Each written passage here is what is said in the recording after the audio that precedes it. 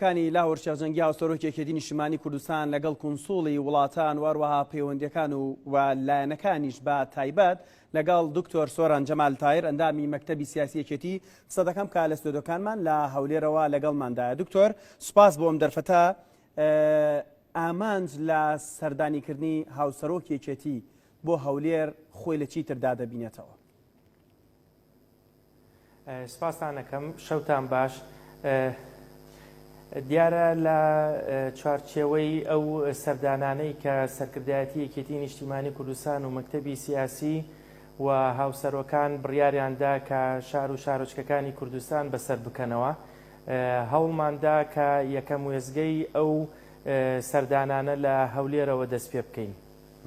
لە هەولێر پایتەختی هەرێمی کوردستان، شاری قەڵاو منارە، و ئێمە لەم سەردانانەدا هەموو چین و توێژەکان بەسەرەکەینەوە.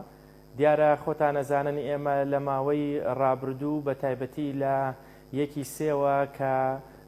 ڤایرۆسی کۆرۆنا زیاتر بڵاوبەوە لە هەرێمی کوردستان و ڕێوشوێنەکان توند بوون، بۆیە ئێمە پابند بووین بە ئەو ڕێوشوێنە یا ئەو قانون و یاسا تەندروستیانە بۆ ئەوەی هەموو لایەکمان بەشدار بین لە ڕوبەڕووبوونەوەی ڤایرۆسی کۆرۆنا و لە ڕابردووشدا هەموو ئۆرگانەکانی یەکێتی و با بڵێن داهاتی یەکێتی و هەوڵەکانی یەکێتی بۆ نەخۆشخانەکان بۆ ئەوەی بتوانین هاوکاری دەستگا تەندروستیەکان بکەین لەو بوارەدا. پاشان ئیستا کە وای لێ هاتووە لەگەڵ ئەم ڤایرۆسە ئیتر ئەبێ بژین بە پابندبوون بە ڕێنمایە تەندروستیەکان ئەو کۆبوونەوانەمان لە هەولێرەوە دەست پێ کردووە. دکتۆر سۆران، بۆچی لە هەولێرەوە ئەم کۆبوونەوانە دەستی پێکردوانی؟ هەندێک دەڵێن گەڕانەوە بۆ چەقی سیاسەتیان یەکێتی و نێوبوونەوە بەرە ئەو ئاقارە دەچێت لە پایتەختەوە درێژەی زیاتر بە خەباتیدا ئەگەرچی یەکێتی لەسەر جەم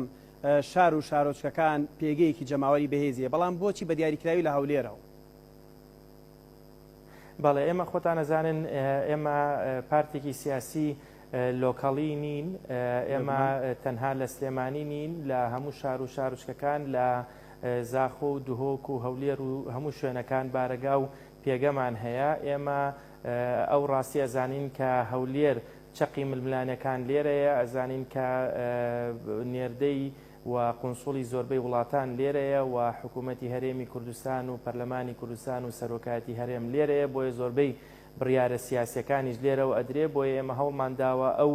تەوازنە ڕابگرین، لە سلێمانی بین، لە هەولێر بین، لە زۆربەی ناوچەکان بین و لە کەرکووکیشا بین. کەرکووکیشدا هەفتەی داهاتوو یا لە دوو هەفتەی داهاتوودا پێشبینیەکەین کە سەردانی ئەوێش بکەین و هەروەها هەموو لایەکشمان ئەزانین کە پایتەختی عێراقیش لە بەغا پێگەی یەکێتی پێگەیەکی باشی هەیە و هەوڵە دەین کە لە داهاتوودا لەوێش زنجیرەیە کۆبوونەوەی باش لەگەڵ پارت و لایەنە سیاسی عێراقیەکان بکەین و لەگەڵ دام و دەستگاکانە کۆ ببینەوانێ بۆ ئەوەی هەموو لایەکمان پارت و هێز و لایەنە سیاسیەکان کە بەشدار بین لە چارەسەرکردنی ئەو بارودۆخەی کە خەڵکی پیاتی ئەپەڕی هەم لە هەرێمی کوردستان و لە عێراقیش. باشە دکتۆر سۆران، دەگەڕێمەوە سەر ناوڕۆکی کۆبوونەوەکانی هاوسەرۆک یەکێتی نیشتیمانی کوردستان لەگەڵ کونسوڵی وڵاتان. بەگشتی ناوڕۆکی کۆبوونەوەکە جەختی لە چی دەکردەوە؟ بۆچی گرنگە لەم ساتەدا لەگەڵ کونسوڵی وڵاتان یەکێتی کۆبێتەوە؟ بەڵێ، ئێمە وەکو پێشتریش ئاماژەم پێدا، تێڕوانینی یەکێتی بە تایبەتی سەرکردایەتی نوێ و لەسەر زاری هاوسەرۆکی یەکێتی نیشتیمانی کوردستانەوانێ گرنگ بوو کە بۆ هەموو لایەکی ڕوون بکەینەوانێ بە تایبەتی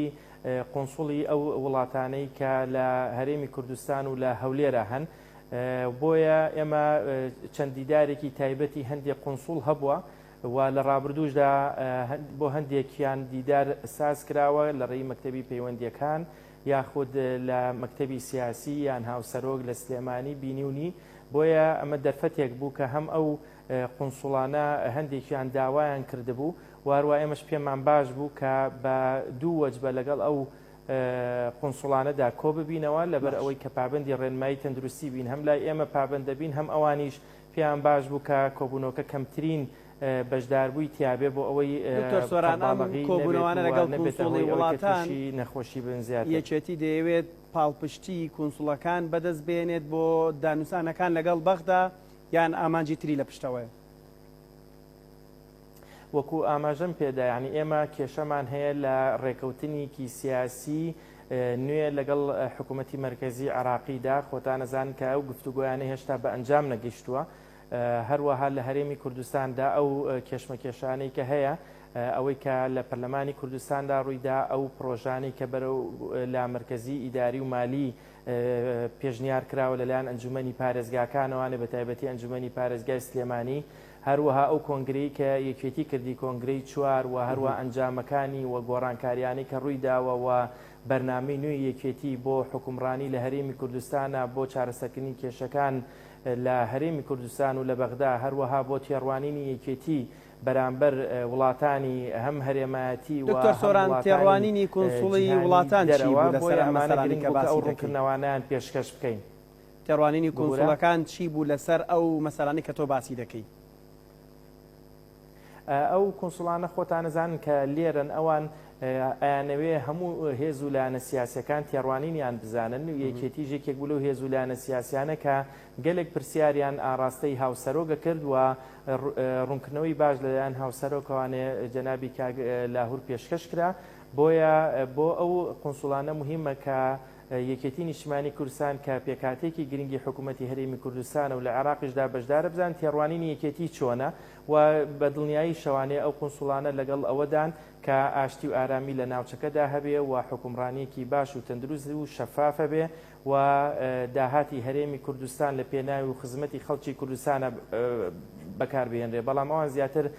بەڕاستی تێڕوانینی یەکێتیان ئەوی لەو بارەیەوانێ وەکو پێکێنەرێکی سەرەکی حکوومەتی هەرێم باشە دکتۆر لە سەرەتا قسەکانتە ئاماژەت بەوە کرد کە ئەم کۆبوونەوانە و دیدارانەی هاوسەرۆکی یەکێتی نیشتیمانی کوردستان لەگەڵ کۆنسوڵی وڵاتان لەگەڵ زۆرێک لەلایەنەکان تەنانەت لەگەڵ ئۆرگانەکانی نێو یەکێتیشدا بایەخ و گرنگی خۆی دەبێت لە چارەسەرکردنی کێشانوکەیەکانی کە ئێستا لە عێراق و لە هەرێمی کوردستان بە تایبەتی کارکردن لەسەر دانووسانەکانی نێوان هەرێم و بەغدا تا چەند یەکێتی بە گرنگی دەزانێت ئەم جۆرە کۆبوونەوانە درێژە پێ بدات لە پێناو چارەسەرکردنی گرفت و کێشەکانی ئێستای هەرێمی کوردستان بەڵێ ئەو کۆبوونەوانەی کە حکوومەتی هەرێمی کوردستان لەگەڵ حکوومەتی ناوەندی هەیەتی یەکێتی زۆر بە گرنگیەوانێ لی ئەڕوانێ و پێی وایە کە چارەسەری کێشەکانی هەرێمی کوردستان لە بەغدایە چارەسەری ئەم کێشانە لە وڵاتانی دەوروبەری لە ئەنقەرە لە تاران نییە ئێمە بەشێکین بەپێی دەستوری عراقی لە عراقدا و واجباتمان لەسرە ئەرکمان لەسەرەوە هەروەها مافیشمان هەیە لە عراقدا بۆیە گەلێک یاسا و پرۆژە هەیە بە تایبەتی ئەو ڕێکەوتنانەی کە لە سەردەمی عادل عەبدولمەهدیدا ڕوویداوە ڕێکەوتنی نوێ بۆ دابینکردنی بودجەی هەرێمی کوردستان و بۆ ئەوی دابین بکرێ بۆ موچەخۆرانی هەرێمی کوردستان هەروەها ئەو پێشنیارانەی لەلایەن حکوومەتی ناوەندی و پێشکەشکراوە تایبەت بە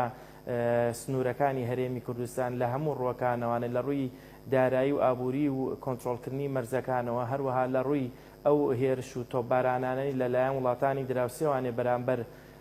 بە هەرێمی کوردستان ئەنجام ئەدرێ بۆیە ئێمە ئەمە گەلێک هۆکاریکە هەیە کە پێویست بەوە ئەکا کە ئێمە لەگەڵ حکوومەتی ناوەندیدا بەردەوام لە ڕاوێژدا بین بۆ چارەسەرکردنی ئەو کێشمانەی کە هەیە باش دکتۆر سۆران بەشێکی تری کۆبنەوەکانی لاوەڕشەنجەنگی هاوسەرۆکی یەکێتی نیشتیمانی کوردستان لەگەڵ پێشمەرگە دێرینەکانە بوو واشزانین ئێستا بەهۆی ئەم خێرانی کە ئێستا ڕووی لە هەرێمی کوردستان کردووە بەشێکی زۆری پێشمەرگە دێرینەکان کە موچەی خانەنشینیان هەیە و موچەکەش بەم جۆرەیە ژیانیان ڕەنگە لە دۆخێکی دژواردا بێت وەکو یەکێتی چی کراوە یان چی دەکەن یان بەڵێنی چی دراوە بە پێشمەرگە دێرینەکان لە زاری هاوسەرۆک یەکێتیەوە بۆ باشترکردنی ژیانێن دیارە ئێمە لە درێژەی ئەو کۆبوونەوانە بەشێکی سەرەکی ئەو دیدارە کە لامان زۆر گرنگ بوو بەڕاستی کۆبوونەوە بۆ لەگەڵ کەسوکاری شەهیدان و پێشمەرگە دێرینەکان ئەمڕۆ لەگەڵ پێشمەرگە دێرینەکانە کۆبووینەوانەیە کە بە شێوەیەکی گشتی هی هەموو لایەنەکانی تیا بوو بە تایبەتی کە پێکێنەری سەرەکیان یەکێتی نیشتیمانی کوردستان بوو لە دوو ڕوئیاوانەیە جەنابی هاوسەرۆک هەڤاڵ لاهور قسەی بۆ کردن یەکێکیانەوە بوو کە ئەمانە وەکو ئاڵتوونی یەکێتی نیشتیمانی کوردستانوان ئەمانە ئەگەر هاتوو بۆ ماوەیەکی کەمیش هەندێک تۆزیان لێ نیشتە بێ بەڵام ئاڵتوون و معدەنە ڕئیسیەکان ماوەتەوانێ شایانی ئەوەن کە خزمەتێکی زۆر بکرێن لە ڕابردوودا لە خەباتی ڕزگاری خوازی گەلەکەماندا بەشدارێکی زۆریان هەبەوە دەورێکی باڵان هەبووە لە هەڵگیرسانی شۆڕشی نوێی گەلەکەماندا و لە ڕاپەڕیندا و لە ئەم بارودۆخەی کە دروست بووە بەهۆی کەمی موچە و بژێوی خەڵکەوە هەندێکی بەهۆی ئەو بارودۆخە تەندروستیە کە هێناوێتێکایەوە هەندێکی کیان بەهۆی ئەو کێشانەیە کە لە عقدە نەوتیەکانە هەیە لەگەڵ ڕێکەوتنە هەیە لەگەڵ حکوومەتی ناوەندیدا واتە گەلێ هۆکار هەیە کە بۆتە هۆی ئەوەی کە دەست ببرێ بۆ موچەی موچەخۆران بە تایبەتی شەهیدان و پێشمەرگە دێرینەکان بۆ ئێمە ئەومان ڕوون کردوانەیە کە ئێمە هەرگیز لەگەڵ ئەوانین کە کەس و کاری شەید و پێشمەرگە کە خوێنیان بۆ ئەم میلەتە ڕشتووە و شەونخونیان بۆ ئەم میلەتە کردووە موچەیەکی کەمیان هەیە 300,000 بۆ 500,000 دەست ببرێ بۆ کە بەشێکی موچەکان ئەگەر چەنیش کەم بێت کەم بکرێتەوانێ ئێمە لەگەڵ ئەوان کە ئەو سەرچاوانەی لە چاکسازیە لە بەرنامجی چاکسازیایان ئەو سەرچاوانی داهات کە زیانەکە ئێمە هەوڵ بین ئەو سەرچاوانە چاکسازی لەوانەیە بکرێ پاشان بە هیچ جۆرێ دەستکاری لە موچەی شەیدان و کە سوکاری پێشمەرگە نەکرێ ئەمە وەکو شێوەیەکی گشتی کە ئەرکی حکوومەتی هەرێمی کوردستانە بۆیان بکە بەڵام ئێمە وەکو یەکێتی نیشتیمانی کوردستانیش وەکو کاروبارێکی حزبی بەڵێنمان پێدان کە ئەو داخوازیانایی کە هەیەە بە تایبەتی لە بوونی بارگا و بارگایەکی گونجاوی خۆیانە هەروەها خۆتان نەزانن کە ماوەیەکی زۆرە بە دوای ڕاپەڕینەوە گەر ئێمە باسی بکەین 20 ساڵێک 27 ساڵێکە بێنجا ئێمە ئەمانە کێشەی تەندروستیان هەیە کێشەی ژیانیان هەیە بۆیە بڕیانماندا کە بتوانین وەکو بڵێن بنکەیەکی تەندروستی کە بەشێک بێ لە نەخۆشخانەکانی شۆڕژ لێرە دابنین بۆ ئەوەی ئەرگ نەکێشن هەندێکیان کە پێویستیان پێ بە دەرەوەی وڵات بێ یا پێویستیان بە سلێمانی بێ یا پێویستیان بە بەغدا بێ بەر شوێنێک بێ ئێمە بتوانین چەند بتوانێت پزیشکانیان بۆ بێنینە ئەوێ و هاوکار بن لە پێدانی چارەسەری گونجاو بۆیان کەواتە ئێمە کە بتوانین خزمەتیان بکەین ڕێزیان لێ بگرین مەدالیای شەرەفیان پێشکەشکەین و لە هەمان کاتیشدا ئەگەر هاتوو کێشەی تەندروستیان هەبوو بۆیان چارەسەرکەین و سەردانیان بکەین دڵنەوەیان بکەینەوانێت دەستی ڕێزیان بە سنگەوە زۆر باشە دکتۆر سۆران لە هەمان کاتیشدا هەوڵ بدەین لە ڕێگەی حکوومەتی هەرێمی کوردستان و موچەکانیان بۆ زۆر باشە دکتۆر سۆران مەبەسمە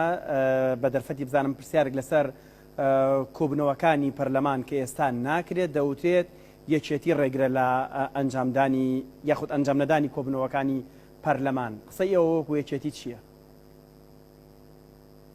بەداخەوە هەندێک میدیای لایەنە سیاسیەکانی کە هەیە کە وەکو سێبەر کار دەکەن هەواڵێکی چاواشەکاریان بڵاو کردوانێ پاش کۆبوونەوەی سەرکردایەتی یەکێتی نیشتیمانی کوردستان کە گوایە یەکێتی لەگەڵ هەڵپەساردنی فراکسیۆنی سەوزی یەکێتیە لە پەرلەمانی کوردستان هەروەها داوایان لە بەڕێز جەنابی سەرۆکی پەرلەمانی کوردستان کردووە کە ئەویش هەڵپەساردنی ئیشوکارەکانی بکات و دەوام لە بینای پەرلەمان نەکات و ئەویان پیشاندا کە یەکێتی بەم کارەیان لەگەڵ ئەویان نییە کە چاکسازی بکرێت لەگەڵ ئەویان نیە کە بژێوی خەڵک چاک بکرێ و بانگێشتی حکوومەت بکرێ بۆ چارەسەرکردنی کێشەکان ئێمە بە شێوەیەکی گشتی و بە تەواوەتی ئەو هەواڵانە ڕەدەکەینەوانێت لە بەرەوەی ئێمە هیچ بەیاننامەیەکمان نەبوو لە پاش کۆبوونەوەکەی سەرکردایەتی یەکێتی و هەروەها لێدوانێک نەبووە لەو بارەیەوە ئێمە پێمان وا بووە کە سەرۆکی پەرلەمان کە بەڕێزی ئەندامی سەرکردایەتی یەکێتی نیشتیمانی کوردستانە لە چوارچێوەی کۆبوونەوەکانی سەرکردایەتیە باسی ئەوە کرا کە ئیشوکارەکانی پەرلەمان چۆنە و بە چ ئاڕاستەیەکە ئەڕوا ئێمە لەگەڵەوە بووین کە سەرۆکی پەرلەمان و فراکسیۆنەکەمان و گشت لیژنەکان کە ئێمە ئەندامی تیایان سەرۆکاتیەکەن ئیشوکاری خۆیان بەڕێکوپێکی بکەن چاودێری دام و دەستگاکان زیاتر بکەن و بەڕێکوپێکی ئەو داخوازیانی خەڵک جێبەجێ بکەن و هەروەها ئێمە لەگەڵ کۆبوونەوەی پەرلەمانی کوردستانین کە لە زووترین دەرفەتە بکرێ بە تایبەتی بۆ بانگشتکردنی بەرپرسانی حکومی بە تایبەتی سەرۆکی حکومت نایبی سەرۆکی حکومت وەزیری مالیە و ئەوانی کە تایبەتمەندن لە وەزیری تەندروستی و وەزیرەکانێکی کە معنین بە ئەم وەزعی کە دروست بوو بۆ ئەوەی هەم چاودێری بکرێن ماڵ سەنگاندنیە بکرێن بۆ بارودۆخەی کە هاتۆتە کایەوانێ بەڵام هەوڵێک هەبوو بۆ کۆبوونەوەی یەکێتی نیشتیمانی کوردستان و پارتی دیموکراتی کوردستان بۆ ئێمە لەو کۆبوونەوەیە تەنها پێشنیاری ئێمە ئەوە بووە کە ماوەیەکی کەم دەرفەت بدرێ بۆ ئەوی ئەم کۆبوونەوانە بە ئەنجام بگەێنرێ و هەروەها لە خۆتان نەزان لە نێوانی یەکێتی نیشتیمانی کوردستان و پارتیا لە ماوەی کۆتایی 3-4 مانگەدا گەلێک کێشە و بارودۆخەیە کە پێویستیان بە گفتوگۆی زیاتر هەیە لە هەموو ئاستەکانە لە ئاستی نێودەوڵەتیە، ئاستی هەرێمایەتی، لە ئاستی پەیوەندیەکانمان لەگەڵ حکوومەتی مرکزی و چارەسەرکردنی کێشەکانی میلەتەکەمان، هەروەها لەگەڵ کۆبوونەوەی لایەنە سیاسیەکان و یەک و یەکگرتووی. بۆیە وتمان با دەرفەتێک هەبێ بۆ ئەوی دابنیشین بە یەک و گفتوگۆی ئەوانە بکەین، هەوڵ بدەین چارەسەرێکی گونجایی بۆ بدۆزینەوە و ئەمە ببێتە بناغەیەک بۆی کۆبوونەوەیەکی سەرکەوتوی پەرلەمانی کوردستان ئەنجام بگەێنرێ. بۆی ئەمە بە تەواوەتی ئەو هەواڵە چاوەشەکاریانە ڕەدەکەینەوە. دکتۆر سۆران جەمال تایر ئەندامی مەکتەبی سیاسی یەکێتی نیشتیمانی